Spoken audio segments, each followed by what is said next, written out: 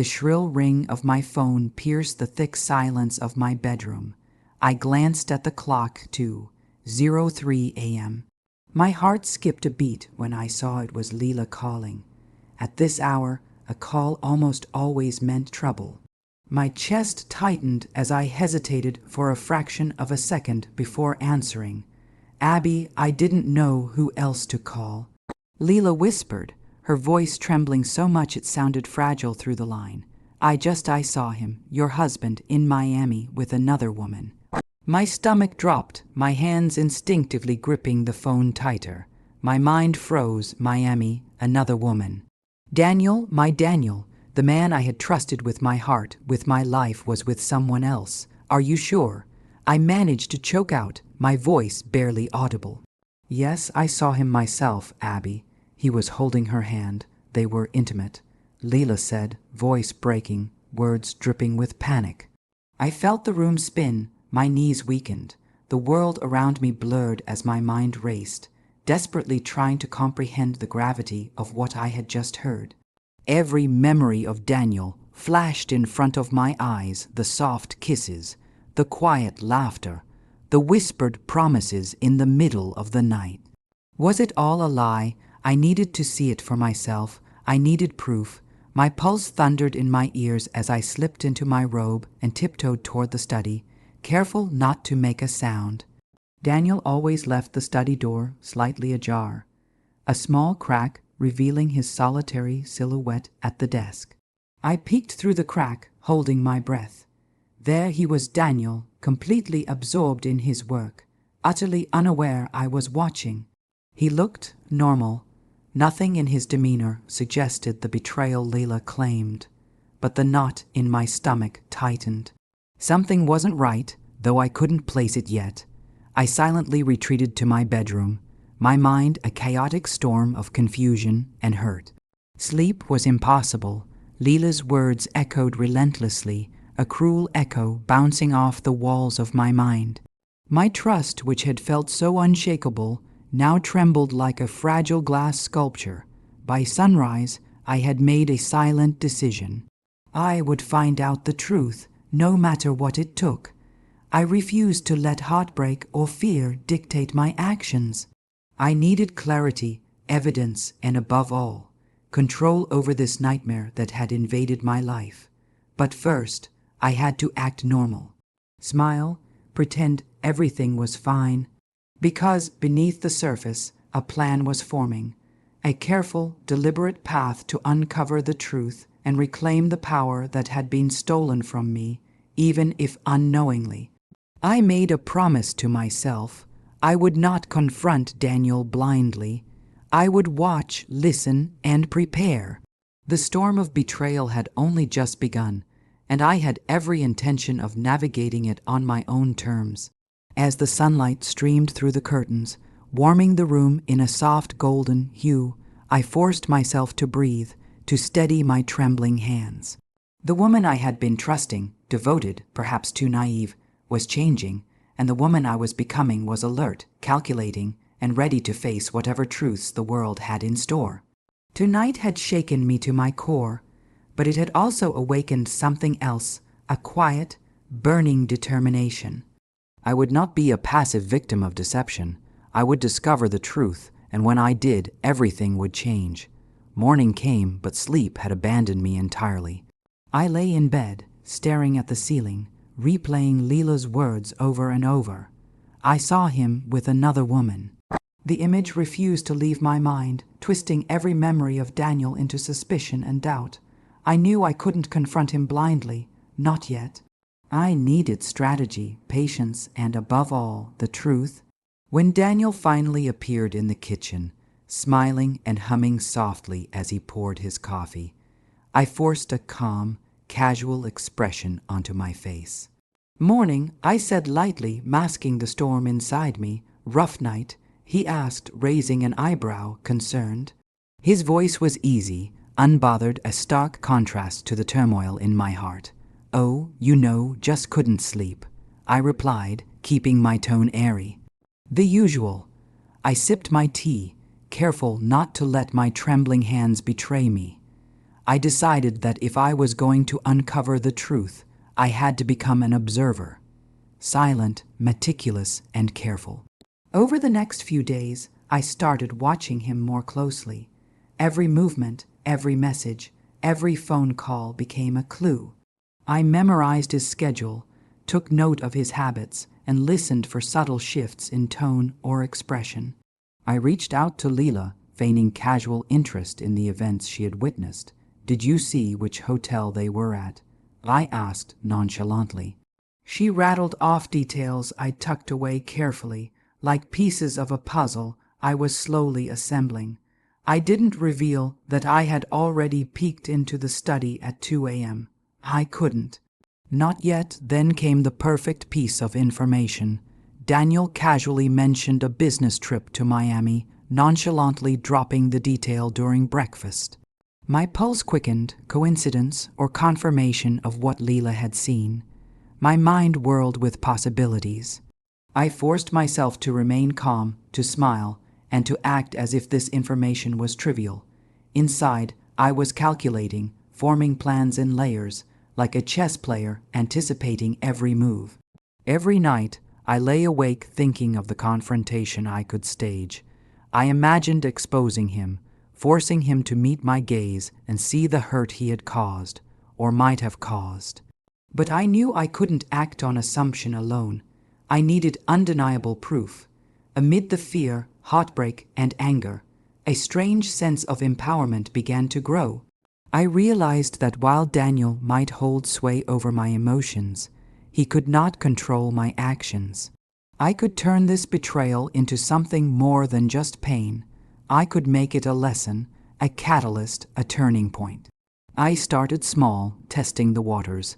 I asked innocent questions about his trip, noted his reactions, and carefully monitored his messages and emails. I watched his interactions with colleagues and friends. Each detail, each nuance became a thread in the web I was weaving. By the end of the week, my emotions were a tangle of suspicion and anticipation. But one thing was certain: I was no longer passive. The woman who had answered Leela's call in a haze of panic was evolving. I was becoming deliberate, patient, and cunning, ready to face the truth, whatever it might be, and to shape the outcome on my own terms. The storm of doubt had begun, but the calm, calculating eye in its center was now mine. And when the truth revealed itself, I would be ready. By the end of the week, I couldn't stand the waiting any longer. Daniel's casual mention of Miami had ignited a fire I couldn't ignore. I had to see for myself, to witness the truth firsthand. Quietly, I booked a room in a small hotel near the area where Daniel would be staying, careful not to alert him. My heart pounded with equal parts fear and determination as I packed a small bag, rehearsing in my head the calm facade I would wear if he suspected anything. Arriving in Miami, the sun burned brightly overhead, a stark contrast to the storm of anxiety inside me. From my hotel window, I could see Daniel's building in the distance.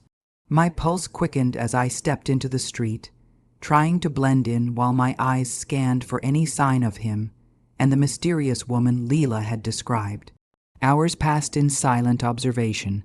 I watched people come and go, cafe doors open and close, traffic humming along the streets, all while my stomach twisted in knots.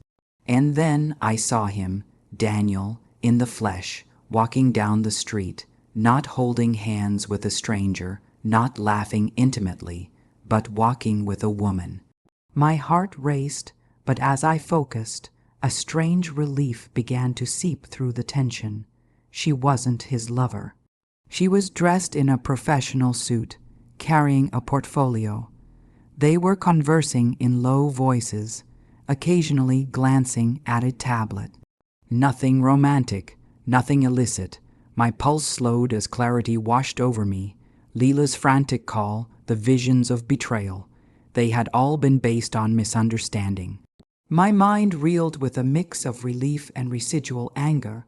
Relief that Daniel hadn't betrayed me, anger at my own assumptions, and at the panic that had spread like wildfire from Leela's worry. I returned to my hotel room, my hands trembling as I replayed the scene over and over. The woman had been a business associate. Daniel had been professional, focused, and completely unaware of the storm I had carried in my heart. The thought made me ache, not because he was innocent, but because I had doubted him, if only for a fleeting moment. Back home, the emotions lingered. The sting of suspicion had faded, replaced by a new determination. This experience, though painful, had awakened something in me. It was no longer about exposing betrayal or punishing a deceitful partner. It was about reclaiming myself. I realized that the power of betrayal, real or imagined, was not in what others did to us, but in how we responded. I decided then that my revenge would be subtle, personal, and transformative. I would thrive. I would focus on my ambitions, my passions, and my independence. The nights spent worrying and doubting had shown me how easily fear could control me, but now I was ready to take back control. Daniel continued his life as if nothing had happened, oblivious to the emotional storm I had endured. But the woman in me had changed. No longer would I be defined by assumptions, by panic calls, or by moments of doubt. I would take the energy of this ordeal and turn it into something powerful, a life so full, so vibrant, that it would command respect, admiration, and perhaps a touch of awe. The ultimate revelation wasn't about infidelity or lies. It was about me, my resilience, my clarity, and my awakening. And as I watched the sun set that evening, I made a silent promise to myself. The sweetest revenge is living your best life, and I intended to live mine without hesitation. Returning home after the Miami revelation, I felt an odd mixture of relief and lingering tension. Relief that Daniel hadn't betrayed me. Lingering tension at the realization of how easily panic and assumptions could shake my world.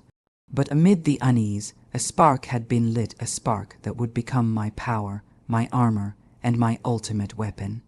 I refused to let the past week's turmoil define me. I started small, focusing on myself. Early mornings were spent jogging through the quiet streets, reclaiming control over my body and mind. Evenings were devoted to passions I had neglected for years. Writing, painting, and attending classes I had postponed under the pretense of being too busy. Every step, every brushstroke, every word was a declaration. I was reclaiming my life, my identity, my freedom. Daniel noticed the change almost immediately. His glances, once casual, now lingered with curiosity. He attempted his usual charm, the soft smile, the casual teasing, but it no longer had the same effect. I had shifted. The woman he thought he knew, devoted and somewhat passive, was gone. In her place stood someone more self-assured, independent, and untouchable in her confidence. The true revenge wasn't confrontation. It wasn't accusations or dramatic revelations. It was subtle, personal, and infinitely more satisfying, thriving. I watched, sometimes quietly amused, as Daniel adjusted to the new dynamic between us. The energy had changed in our home. He no longer dominated conversations or assumed my obedience. Instead, he began to engage, negotiate, and even occasionally admire the transformation I had undertaken. I also repaired my bond with Leela, but this time with clarity and boundaries. I realized that panic and false assumptions could create chaos, but they could not dictate my life. I learned to value my intuition, yes, but also to demand evidence and balance before letting fear dictate my actions. As the weeks passed, I immersed myself fully in my career. I pursued opportunities I had previously ignored, networked with people I had been hesitant to approach, and began to see doors open that I had never imagined. Each achievement, each compliment, each milestone became a small victory, a quiet but potent form of revenge. And it worked. Daniel, for all his charm and intelligence, began to notice the shifts not only in my confidence but in my accomplishments. He began to treat me differently, not with suspicion, not with domination, but with respect, perhaps even a touch of envy. He had glimpsed the woman, he had almost lost the woman who refused to be doubted, manipulated, or overshadowed. The ultimate lesson, I realized, was this: betrayal, whether imagined or real, is never the end. It is a catalyst. It is a mirror reflecting weaknesses and strengths alike. And the sweetest revenge is not to punish others, but to rise above the storm, to seize control, and to live a life so full and so vibrant that it cannot be ignored, diminished, or taken for granted. As I stood in my study one evening, glancing out the window at the city lights below, I felt a quiet satisfaction. I had survived the storm, confronted my fears, and transformed my pain into power. Daniel was still there, my husband, but the dynamic had shifted irrevocably. I was no longer the woman who feared betrayal or doubted herself. I was unstoppable, unshakable, and free. In the end, revenge was sweet not because I made anyone suffer, but because I learned to thrive, to shine, and to reclaim my life. And that, I realized, was worth more than any confrontation, any exposure, or any accusation. I had won.